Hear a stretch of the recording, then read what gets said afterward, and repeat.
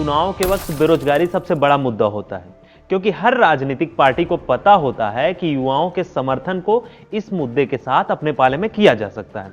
लेकिन चुनाव जीतते ही पार्टियां बेरोजगारी का मामला सबसे पहले भूल जाती हैं। राजस्थान प्राथमिक एवं उच्च प्राथमिक विद्यालय अध्यापक सीधी भर्ती 2016, जिसे सरल शब्दों में रीट भर्ती 2016 कहा जा रहा है, वह भी कुछ ऐसी ही है। अभ्यर्थियों को दिन रात याद रहती है, लेकिन सरकार भूल गई है। अभ्यर्थियों की दुख तकलीफ उसे अब नजर नहीं आ रही। ये अपने आप में एक अनोखी भर्ती है। क्यों है, इसके लिए आपको इसके बारे में सुनना पड़ेगा। 6 जुलाई 2016 को 4940 शिक्षकों के लिए इस भर्ती के लिए विज्ञापन निकाला गया। 11 अगस्त 2017 को विज्ञप्ति को संशोधित किया गया और 25 जनवरी 2018 को पहली बार परिणाम जारी किया गया। नियम के मुताबिक पात्र अभ्यर्थियों की सूची के साथ 1.5 गुना अभ्यर्थियों की सूची जारी होनी थी, लेकिन नहीं हुआ। बीए और रीट के नंबरों को जोड़कर मेरिट जारी कर दी गई। तमाम फर्जी लोगों ने आवेदन 100 में 100% डालकर अप्लाई कर दिया, जिससे वह मेरिट में टॉप कर गए। लेकिन जब डॉक्यूमेंट वेरिफिकेशन के लिए बुलाया गया तो वह वहां पहुंचे ही नहीं। आखिर पहुंचते भी कैसे, वो तो फर्जी थे। सरकार ने इस भर्ती में वेटिंग नियम का पालन नहीं किया, इसलिए 3300 के करीब ही सीटें भर पाई। रिवाइज रिजल्ट किया गया तो करीब 4000 पोस्ट भर गई और इस तरह से 826 पोस्ट खाली रह गई। पात्र अभ्यर्थी अपनी मांग को लेकर अक्टूबर 2018 में हाईकोर्ट चले गए। जनवरी 2019 में हाईकोर्ट की सिंगल बेंच ने राजस्थान सरकार को आदेश दिया कि वेटिंग सूची जारी करिए, लेकिन वह कहां मानने वाले। सरकार पहुंच गई डबल बेंच। 7 जनवरी 2019 को डबल बेंच में भी सरकार हार गई। सरकार ने बताया कि उसके पास इस भर्ती में 826 पद अभी भी खाली हैं।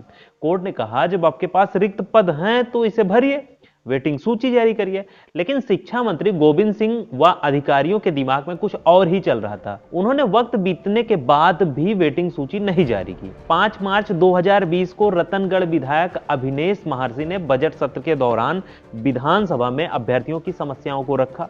उन्होंने बताया कि इस भर्ती के साथ हिंदी, गणित, विज्ञान के अध्यापकों की भर्ती हो चुकी है।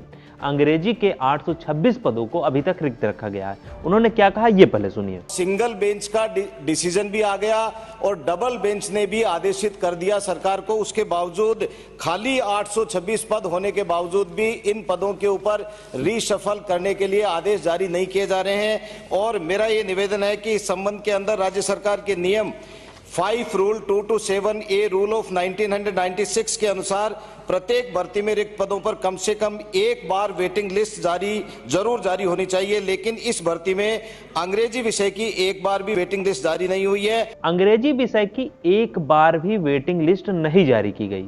विभागीय अधिकारी अपनी कमियों को छिपाने के लिए सरकार के मंत्रियों के साथ मिलकर सुप्रीम कोर्ट पहुंच गए और SLP दायर करके भर्ती को लटका दिया। अब सवाल है कि ऐसा क्यों किया गया। इसके लिए हमने बात की वेदपाल धनौटी जी से।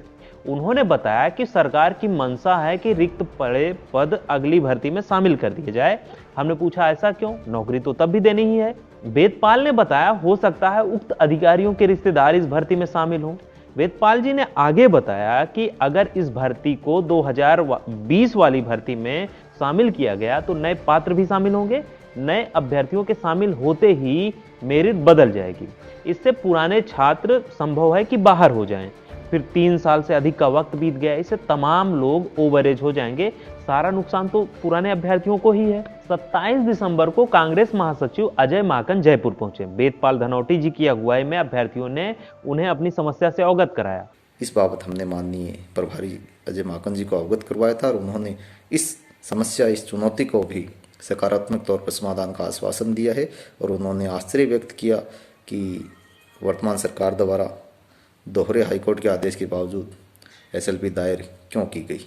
ये तो था पूरा मामला। एक ही समय पर तमाम भर्तियां पूरी की गई, लेकिन अंग्रेजी शिक्षकों की भर्ती को लटकाए रखा गया।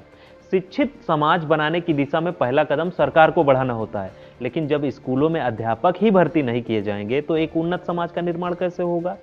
सीएम अशोक गहलोत को अभ्यर्थियों से किए गए वादे पर अमल करना चाहिए। 1000 से ज्यादा दिन बीत जाने के बाद भी काबिल अभ्यर्थी बेरोजगारी के ठप्पे के साथ जी रहे हैं।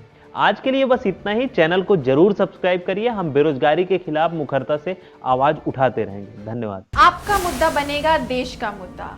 वॉल्टिक्स ऐप पर शेयर करिए अपनी बात हमारे साथ, हम उठाएंगे आपकी आवाज़।